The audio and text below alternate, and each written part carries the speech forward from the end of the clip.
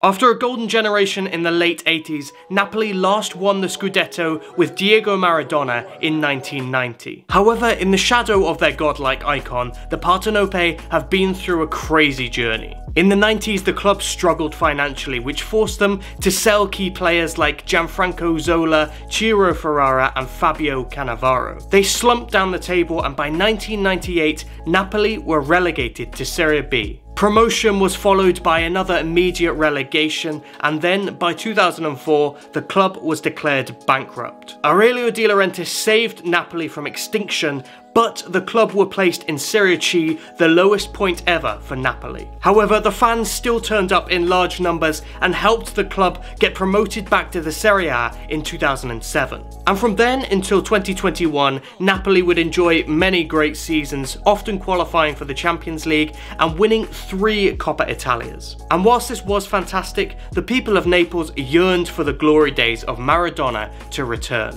Napoli did come close to winning this Scudetto on quite a few occasions, most notably in 2018 when they finished second with 91 points. Just falling short of bitter rivals Juventus, as they did on 3 other occasions. However, everything changed when the club announced Luciano Spalletti as the new manager. Before we get into the story, I just wanted to say that this is my first ever video here on YouTube, so any help in terms of liking and sharing the video would be greatly appreciated. In the future, I'm going to be doing full videos on the Maradona era at Napoli and the fall and rise after Diego's departure, so subscribe to make sure that you don't miss those. But for now, my name is Gareth from Eno Football, and this is how Luciano Spalletti brought the Scudetto back to Napoli.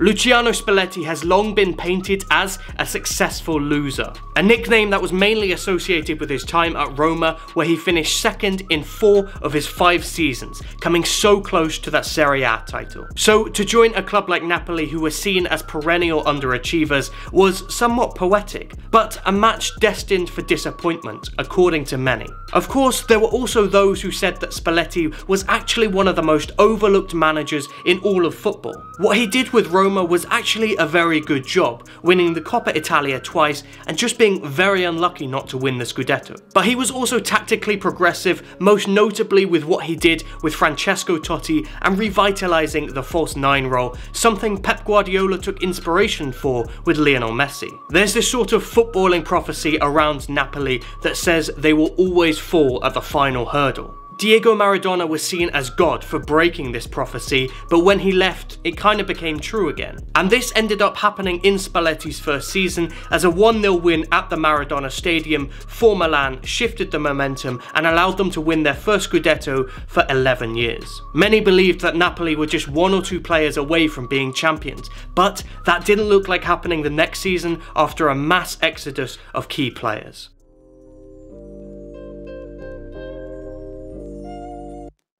In the summer of 2022, Napoli saw 3 legends leave the club, as many spelled doom for the Partenope. Lorenzo Insigne left big boots to fill, but Khvicha Kvaratskhelia has more than filled them after joining for a bargain €10 million.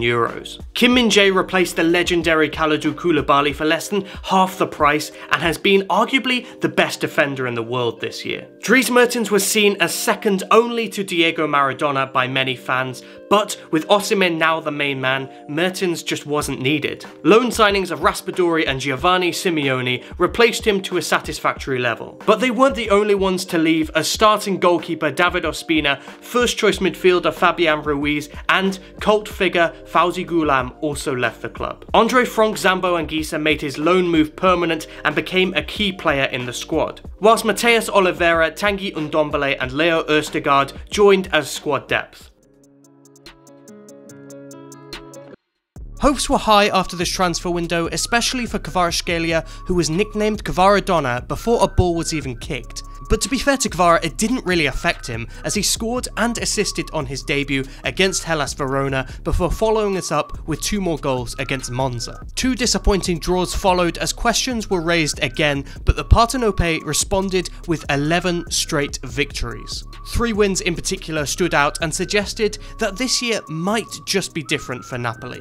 Firstly, a triumph away against Lazio, where Kvara once again stepped up and scored the winner. In the previous season, Victor Osimhen's injury was one of the main reasons that the title slipped away, so when he was injured again and Napoli travelled away to the San Siro to face champions Milan, there were major worries. However, squad depth proved vital as Giovanni Simeone came off the bench and scored a late winner to secure all 3 points. And when Osimhen returned, he helped Napoli overcome a gladiatorial atmosphere at the Stadio Olimpico against Roma with a truly iconic strike. The Partenope also stormed through their Champions League group stage, winning 5 of the 6 games, scoring 20 goals in the process. Most notably destroying Liverpool at the Maradona and putting 6 past Ajax in Amsterdam.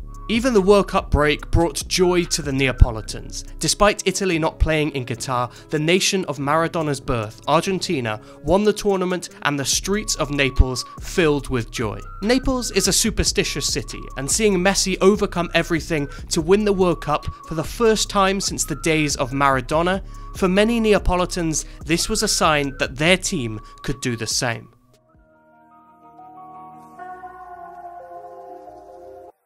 When Luciano Spalletti was asked about his style of play, he said, "Systems no longer exist in football, it's all about the spaces left by opposition. You must be quick to spot them and know the moment to strike, have the courage to start the move even when pressed." Generally speaking, Napoli lined up in a fluid 4-3-3 with a focus on controlling games through possession while still holding a threat in transition. The heart of this team is Stanislav Lobotka. The Slovakian regista proved himself to be one of the best in the world with his ability to dictate tempo, control games and break lines. Kim Min-jae has arguably been the best centre-back in the world this season, but don't overlook the rest of the defence. Amir Rahmani is a true unsung hero of this team. Alex Merritt proved his worth in goal.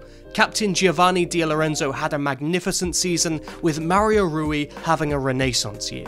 Alongside Lobotka in midfield, you have Andre Frank, Zambo and Gisa, a powerhouse and a workhorse in midfield, but don't sleep on his technical ability. Meanwhile, Piotr Zielinski is the more creative of the midfield trio, who was incredible especially in the first half of the season. And the attacking line was mainly about Kvaratskhelia and Osimhen, who developed a brilliant strike partnership. The Nigerian dominated opposition defences with his physicality, whilst Kvaradona brought back the spirit of Maradona with his exciting style of play.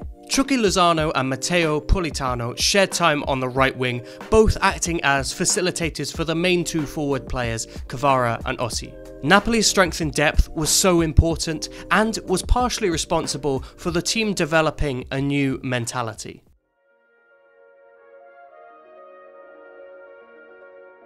Before the World Cup, Napoli had played 15, won 13, drawn twice and not lost a league match. But after the World Cup, their first game back was away at the San Siro against Inter.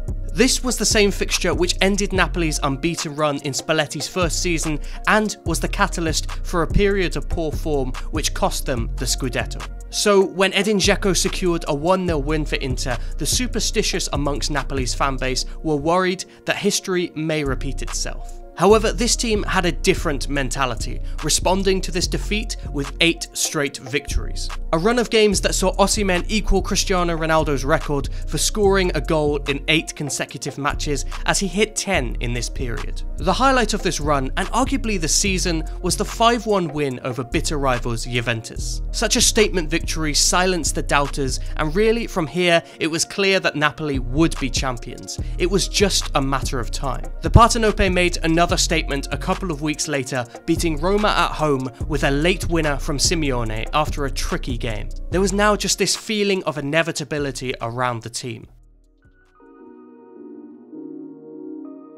A feeling of inevitability that perhaps contributed to Napoli suffering setbacks in the final stretch of the season. Now, I don't know what caused the drop-off towards the end of the year. I think tiredness played a part, injuries, especially to Osimhen, definitely played a part, but ultimately, when you know you have the league won, it's hard to motivate yourself to the same level. After smashing Frankfurt 5-0 on aggregate, the Partenope faced Milan in the Champions League after a recent 4-0 loss in the league. Ultimately, Milan went through, which was gutting because a Champions League final was definitely possible for this team. But you can't have everything. After that disappointment, focus turned to finalising the Scudetto. The highlight of this period was away at Juventus, where Raspadori scored a last-minute winner. Even though the title wasn't confirmed here, it really felt like it was. The people of Naples had been waiting since 1990, and now in a game against neighbours Salernitana at the Maradona, the coronation was set. Until it wasn't. A late equaliser meant that the game ended 1-1, and after 33 years, the deflated city would have to wait a few days longer.